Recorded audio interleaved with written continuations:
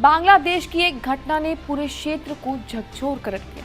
जिस हिंदू युवक दीपू चंद्र दास की हत्या ने हर संवेदनशील इंसान के मन में आक्रोश भर दिया है, उसी घटना को लेकर अब अंतर्राष्ट्रीय मीडिया की भूमिका पर गंभीर सवाल उठने लगे हैं।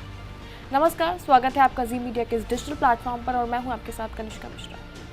जी हाँ, आपने बिल्कुल सही सुना। अमेरिका का प्रतिष्ठित अखबार द न्यूयॉर्क टाइम्स, जिसे निष्पक्ष और संवेदनशील पत्रकारिता की उम्मीद की जाती है, उसने इस दर्दनाक घटना को जिस तरह पेश किया है वो बेहद निराशाजनक है। द न्यूयॉर्क टाइम्स की इस रिपोर्ट में बांग्लादेश में अल्पसंख्यक हिंदुओं पर हो रहे अत्याचारों को स्पष्ट रूप से सामने रखने की बजाय इस जघन्य घटना को दक्षिण एशिया में बढ़ती धार्मिक असहनीयता जैसे व्यापक और अस्पष्ट फ्रेम में रख दिया गया है। यानी एक बेहद गंभीर और लक्षित हिंसा को ऐसे पेश किया गया जैसे वो कोई सामान्य सामाजिक घटना।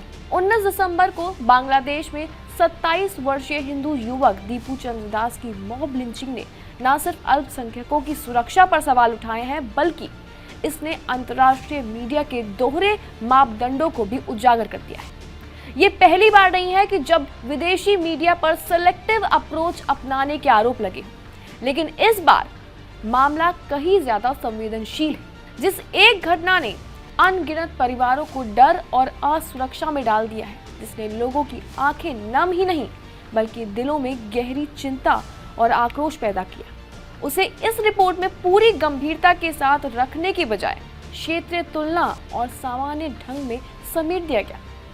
और इसमें सबसे चौंकाने वाली बात यह है कि इस रिपोर्ट में बांग्लादेश की इस घटना को पाकिस्तान, भारत और अफगानिस्तान की घटनाओं के साथ एक ही पंक्ति में रख दिया गया। पाकिस्तान में धार्मिक हिंसा, अफगानिस्तान में अल्पसंख्यकों का पलायन और भारत में अलग संदर्भों में हुई घटनाओं को जोड़कर ऐसा चित्र पेश किया गया है कि मानो सब कुछ एक जैसा ही हो। और तो और आपको जानकर हैरानी होगी कि भारत को लेकर भी रिपोर्ट में ऐसे मामलों का जिक्र किया गया जिनका इस घटना से सीधा ताल्लुक था ही नहीं।